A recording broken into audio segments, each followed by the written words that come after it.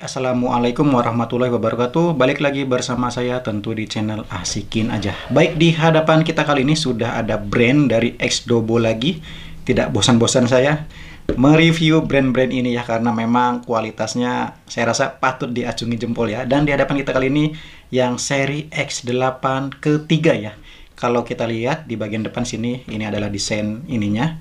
Dibanding yang seri pertama dan yang kedua, ini sih lebih cakep gitu kan.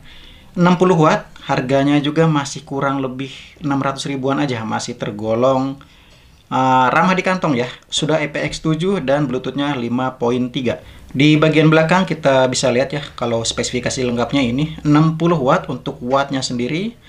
Bla bla bla bla, mana kapasitas baterainya ya? Mungkin di buku panduan. Beratnya tidak sampai sekilo, sekitar 800-an aja. Dan masih lumayan sleek ya. Nah, ini di bagian sisi atasnya juga sudah ada spesifikasi beberapa. Lengkap juga ya, bisa TWS sudah pasti. Zaman X8 yang seri sebelumnya juga kayaknya sudah bisa TWS ya. Ada equalizernya juga, UD STF Cut, RGB light. Nah, ini yang membedakan. Kalau seri pertama kedua tidak ada, ini ada. Bisa jadi power bank juga. Oke deh, mantap kayaknya. Sisi satunya hanya ada tulisan ya, jargonnya Deep Bass Soul Leader. Oke, kita cek kelengkapannya dulu. Tentu kita dapat kabel USB ya, bukan USB. Kabel Type-C untuk pengecasan yang kualitasnya lumayan bagus. Tidak pelit juga ya, dapat kabel AUX ya, walaupun ini ya terlihat ya tipis. Tapi ya masih untung lah masih dikasih. Nah, seperti ini buku manualnya sangat lebar seperti koran ya. Kita akan lihat di sini berapa kapasitas baterainya, mana ini ya. Sayangnya di buku panduannya juga di sini tidak disebutkan berapa kapasitas baterainya. Yang jelas untuk charging time-nya itu bisa memakan sampai 4 jam. Playing time-nya bisa 12 jam ya, tentu dengan volume dan genre musik juga ya. Dan inilah dia desain dari Xdobo X8 versi yang ketiga. Nah, nice ya, cakep. Ininya sudah lebih niat. Sudah ada tulisannya, dan ini bukan tempelan stiker biasa, ini timbul. Warna abu-abunya juga cakep ya. Ini biasa bahannya seperti pendahulunya, ini masih pabrik fabrik ya.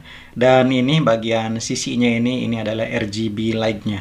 Di sisi samping di sini ada cangkolannya ya. Desainnya sih minimalis, kiri kanan ada. Jadi sebenarnya sih sudah cukup ringan ya, tidak ada atau tidak perlu kita pasangkan tali juga, ini masih enak gitu. Masih sleek aja gitu di genggaman ya. Cuman sayangnya juga disediakan pengait, cuman tidak disediakan talinya. Oke deh, no problem. Di sisi bagian atas di sini kita bisa lihat ini adalah tombol-tombol konfigurasinya, ada tombol power, equalizer ya, ada light-nya, minus, plus, play dan pause, dan juga ini untuk mungkin untuk ini ya, TWS ya. Di atasnya di sini ada terlihat ada indikator LED. Ini biasanya untuk power atau TWS dan juga equalizernya. Di sisi bagian belakang di sini terlihat lebih polos ya. Di sini disediakan port untuk, kita lihat ya. Nah, cukup lengkap. Type-C untuk pengecasan, ada TF card, AUX dan juga USB. Ini USB-nya bisa jadi power bank ini. Oke. Di bagian bawah ini tidak lupa juga ya, ada manufacturing ya. Ini menandakan lebih terlihat aja kalau ini speaker bermerek gitu ya. Dan ada tonjol-tonjolan di bagian kiri, kanan, atas, bawah. Lebih tajam, ini beda dengan tonjolan seri sebelumnya. Nah, terlihat ya. Baik, secara build quality ini sih nggak usah dikomplain ya. Bagus, rapih. Bobotnya pas, tidak begitu ringan, tidak begitu berat, pas aja di genggaman gitu. Layaknya speaker-speaker mahal gitu kan. Oke, kita akan coba langsung nyalakan saja. Oke, seperti ini ya. Dia langsung menyala. Kita akan coba cek lightingnya. Ini yang mode 2. Ini mode ketiga, keempat. Wow, ini bagus nih. Sedikit demi sedikit. Kelima, nah ini juga tidak kalah bagus. Ini biasanya sih seperti ini, mengikuti irama musik. Keenam, oke, jadi ada 6 mode lighting. Yang saya rasa sih harusnya ada yang mengikuti musik ya. Saya rasa sih ini mengikuti musik nih. Oke, dan ini equalizernya. Di sini tidak ada suara mode apa ya. Yang jelas sih yang saya baca di buku panduan, mode full frekuensi, vokal dan juga bass. Mungkin yang pertama ini full frekuensi, yang kedua vokal, ketiga bass ya. Nanti kita akan coba satu persatu. Oke, baik, kita akan koneksikan ke HP saya dulu. Bunyi notifikasi terhubungnya seperti JBL ya. Mudah-mudahan suaranya juga ya, walaupun tidak sebagus JBL, paling tidak mendekati.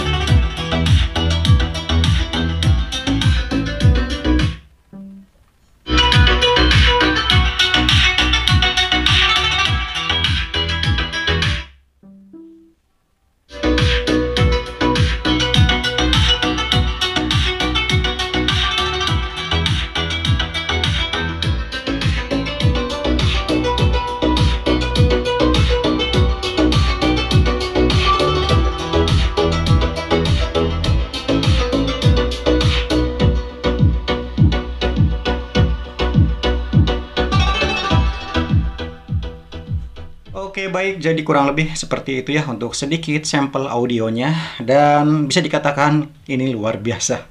Bassnya itu emang karakter si Dobo banget ya. Bassnya itu kerasa banget gitu ya di ukuran speaker. Cukup portable ya. Dan kalau kita lihat dari equalizer yang sudah kita otak-atik ya, saya rasa sih ini bukan cuma ngikutin equalizer aja, tapi juga meningkatkan volume ya, terutama yang mode yang pertama. Yang pertama saya rasa sih terlalu loud ya. Dan saya lebih suka yang mode kedua, lebih balance aja gitu kan. Sementara yang ketiga, mode bass, memang bassnya berasa, cuman instrumen lainnya mengecil gitu kan. Jadi saya seneng yang mode 2 gitu kan. Oke, jadi mungkin teman-teman penasaran ya kalau dibandingkan dengan Eagle Thera 3 Plus. Ntar saya ambil dulu. Ini dia Eagle Thera 3 Plus ya. Kalau ukurannya seperti ini ya, sedikit lebih besar Thera 3 Plus. Nah, lebih gemuk Thera 3 Plus ya. Oke. Dan harganya sih kurang lebih sama. Ini 600 ribuan, ini juga sama 600 ribuan. Pasti kalian penasaran gimana suaranya. Oke, saya akan coba sandingkan langsung. Ini saya di mode 2. Dan ini juga saya akan mode ini ya. Mode balance ya. Pure sound. Balanced sound. Nah, ini balance sound ya. Ini juga mode kedua, bukan mode bass. Oke. Kita akan menyaksikan siapa juaranya. Oke.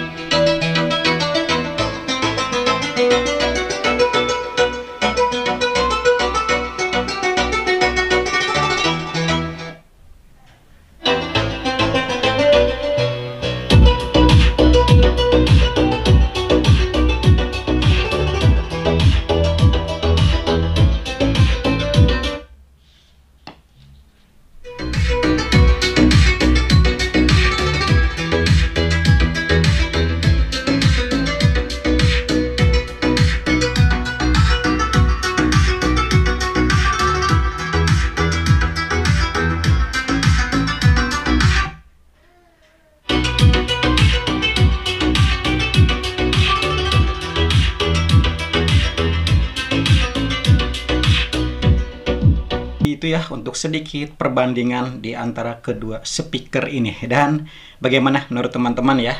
Kalau saya disuruh memilih ya, Saya sendiri agak bingung, ini keduanya sama-sama hampir mendekati, apa ya, mirip suaranya ya. Sama-sama bagus, sama-sama murah, dan Eagle ini memang sejauh ini selalu menjadi patokan ya untuk speaker dengan kualitas yang cukup bagus di harga yang terjangkau ya. Karena memang Eagle kalau untuk brand lokal itu saya rasa sih belum ada tandingan gitu kan ya.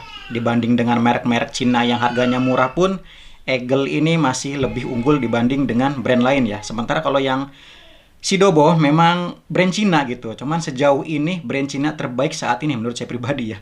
Karena harganya juga sama-sama rendahnya ya. Dibilang hampir sama, mirip sama gitu kan.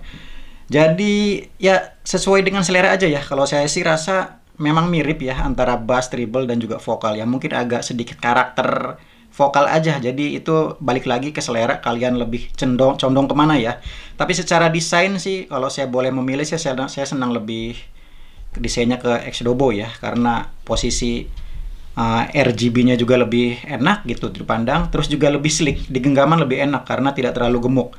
Memang dimensi lebih gede yang Eagle sih ya. Cuman untuk garansi ya balik lagi aja teman-teman lebih milih mana gitu. Kalau yang ini kan sudah jelas garansi Indonesia, dan kalau Sidobo juga memberikan garansi ya tidak ada salahnya juga kalian memilih ini gitu kan. Yang pasti keduanya ini recommended semua. Saya sendiri bingung mau milih mana gitu kan. Kalau masalah suara gitu, kalau desain ya memang ini. Oke, jadi kurang lebihnya mohon maaf ya. Jangan lupa tinggalkan komentar kalian. Sampai jumpa di video berikutnya. Terima kasih.